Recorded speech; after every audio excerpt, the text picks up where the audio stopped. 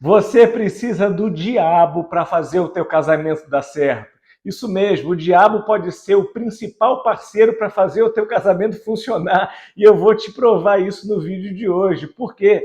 Porque o diabo está nos detalhes. Eu sou Felipe Macedo, casado com a Fabiana há 27 anos e a gente fundou a Casamentologia, uma empresa que tem como objetivo partilhar recursos práticos para ajudar os casamentos a darem certo. Você quer que o seu casamento dê certo? Tem como, tem caminho. E o diabo faz parte desse caminho. Vamos lá, eu vou te explicar melhor tudo isso.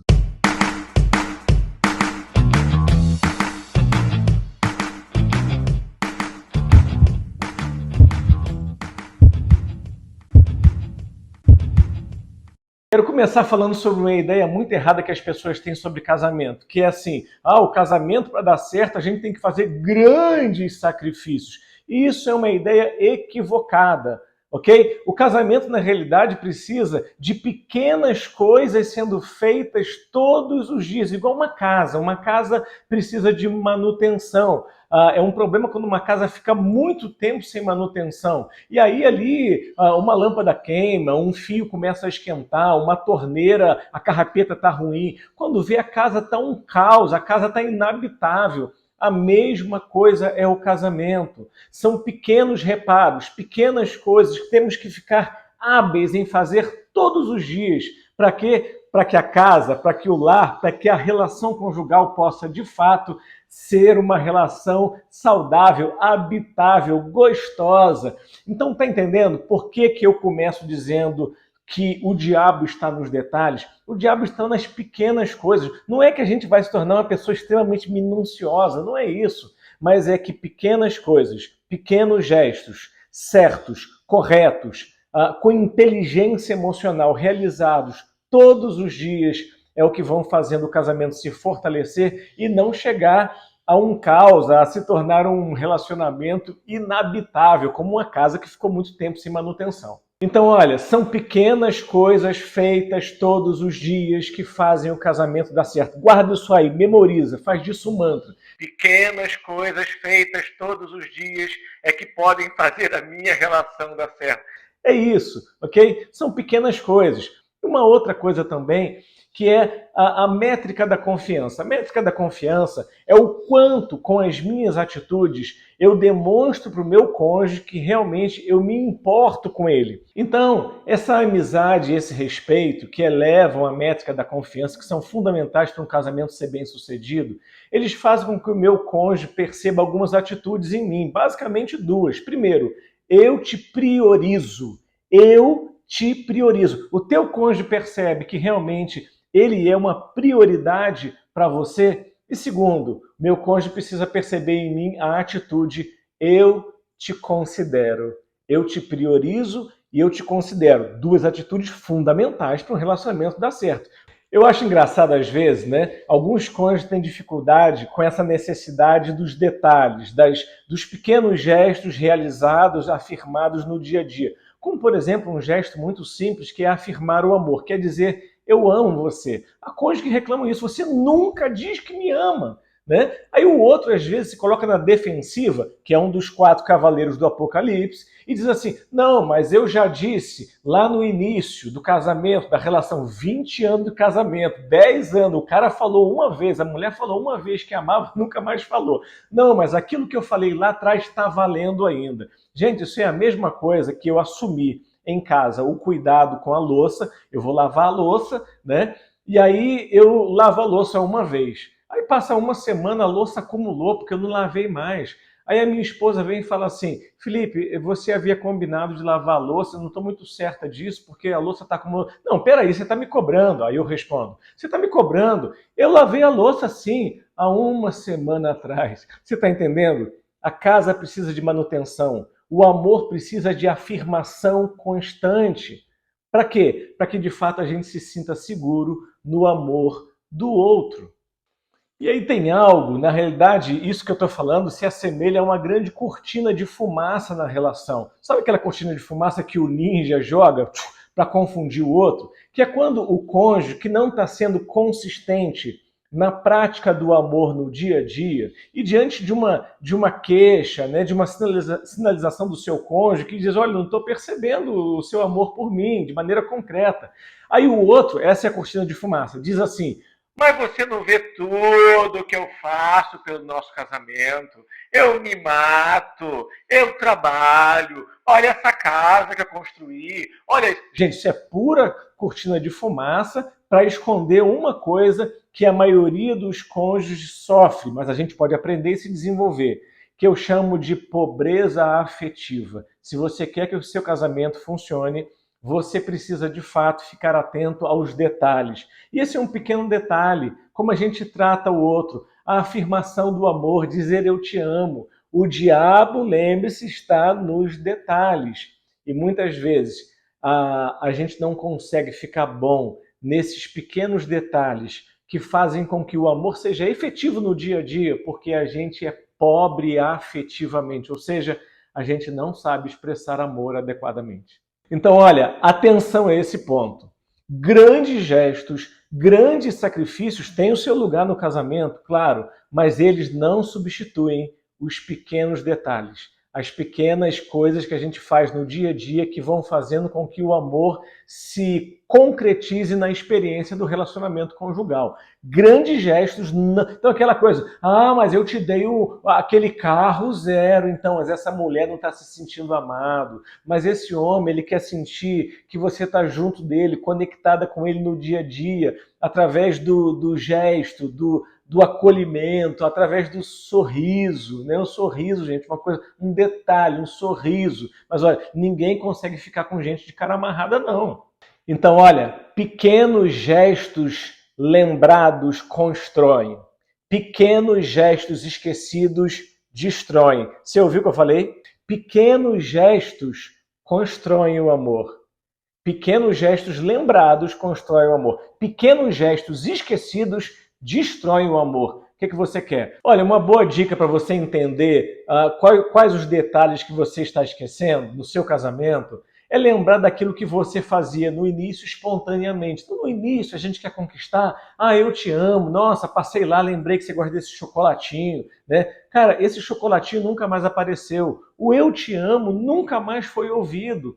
Então, tenta lembrar daquilo que você fazia no início espontaneamente. Agora você tem que fazer com disciplina, com garra, com objetividade. Então, olha, quero terminar esse vídeo com algumas dicas práticas de algo que é muito comum no casamento, no dia a dia, mas que a gente tem que ir fazendo reparo, ok? Quero me referir especificamente no final desse vídeo sobre a importância da gente saber pedir desculpas. Numa relação próxima, íntima, naturalmente a gente vai se esbarrar, a gente vai se machucar, mas é importante saber se desculpar. Você sabe se desculpar?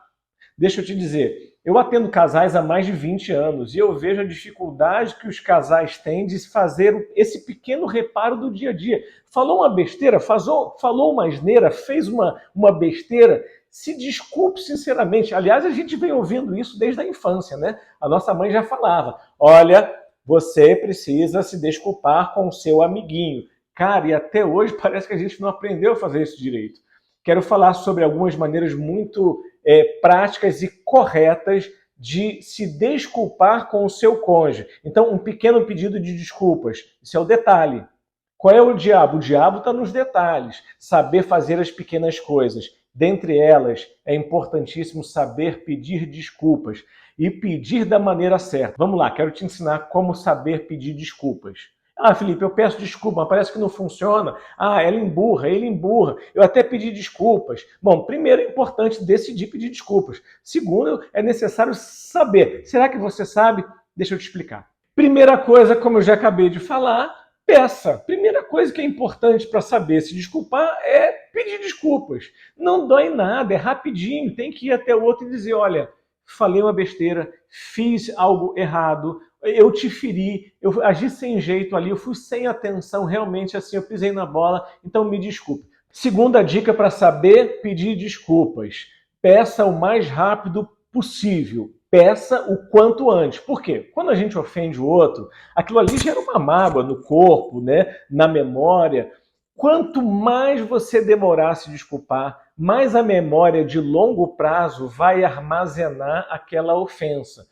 Quanto antes você se desculpar, mais você tem essa possibilidade de evitar que a dor, que a mágoa, que a ofensa fique registrada na memória de longo prazo. Ou seja, a pessoa vai ficar pensando naquilo, remoendo, remoendo, remoendo. Por quê? Porque não foi colocado remédio na ferida. Terceiro, a gente não pede desculpas para a gente simplesmente se sentir bem, mas é claro que a gente se sente quando o pedido é genuíno. A gente não pede desculpas para o outro simplesmente se sentir bem ou para o outro ficar quieto, como quem diz assim, né? Uma espécie de um cala-boca, tá bom, desculpa, desculpa, desculpa. Não, isso não funciona. Para que a gente pede desculpas então? A gente pede desculpas para dar de novo o play no relacionamento. O que é o play no relacionamento? O relacionamento voltar a acontecer.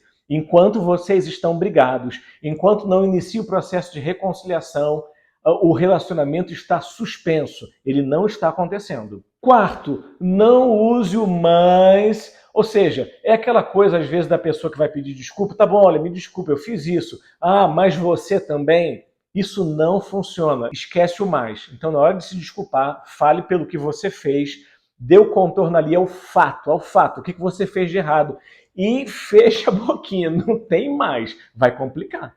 Quinta dica para esse detalhe da relação tão importante no dia a dia, tá? A gente saber se desculpar corretamente, mesmo pelas pequenas coisas que a gente faz. Então, é necessário também você não colocar o se quando você for pedir desculpas. É mais ou menos aquela situação assim, olha, se eu te magoei, você me desculpe. Se eu... Não, eu te magoei. Quando você coloca o se ali no meio da sentença em que você está pedindo desculpa, na realidade você está fazendo com que o outro entenda que assim, olha, a ofensa é um problema só seu. Foi você que se ofendeu, né? É isso também que às vezes a gente fala, né? Olha, se você se ofendeu, né? Se eu fiz alguma coisa errada, né? Então, assim, eu estou pedindo desculpas, mas assim, eu acho que isso aí é um problema seu, então eu estou fazendo só a minha parte, então corta o se. Na hora de pedir desculpas, se desculpe sinceramente com o seu cônjuge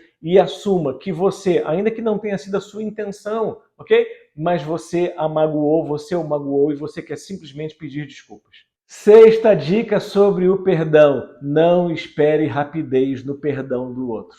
Né? A gente tem que pedir, fazer a nossa parte e dar um tempo. É uma questão emocional. Quando a gente se sente ferido, às vezes isso significou uma experiência de desamor do outro, às vezes lembrou uma coisa da nossa infância, como o nosso pai nos tratava, nosso irmão, enfim. Então, pediu desculpas, pediu de forma correta, mas agora é necessário ter paciência e esperar. Dê um tempo para o outro. Quanto maior a ofensa, maior pode ser o tempo, o processo para o perdão se tornar inteiro, né? E o perdão se torna inteiro quando a ofensa termina com um abraço, quando o mau jeito, quando o entrevero que aconteceu termina com o casal se abraçando ali gostoso. Então, mas pode demorar um pouquinho para isso acontecer e é necessário que você que praticou a ofensa, né, ainda que sem intenção, tenha paciência. Respira, dá um tempo para o outro, até humano também, né? Gente, então é isso, espero que vocês tenham gostado do vídeo. Se gostou, já dá uma curtidinha aí, envia para alguém que você sabe que pode ser útil o vídeo e nos siga, aciona o sininho aí para você ser avisado quando vai ter um novo vídeo da Casamentologia. Deixa eu te dizer, temos aqui um desafio de 30 dias na Casamentologia, que é um acompanhamento que o casal vai ter por 30 dias, seguindo uma sequência ali daquilo que são os grandes princípios que nós estruturamos na Casamentologia e que vão ali durante aqueles dias com pequenas tarefas, com pequenos vídeos ali de 5 minutinhos, 6 minutinhos, oferecendo um recurso para vocês serem acompanhados durante 30 dias pela Casamentologia. O material ficou lindo, é baseado em recursos concretos que realmente ajudam o casamento a funcionar. Olha, então um beijo no seu coração. Como eu disse, nos siga, curta aí o vídeo agora para você não esquecer, manda para alguém que vai poder se beneficiar desse conteúdo também e vamos trabalhar, vamos fazer o nosso casamento dar certo. Um beijo no seu coração, se cuidem bem vocês dois, hein?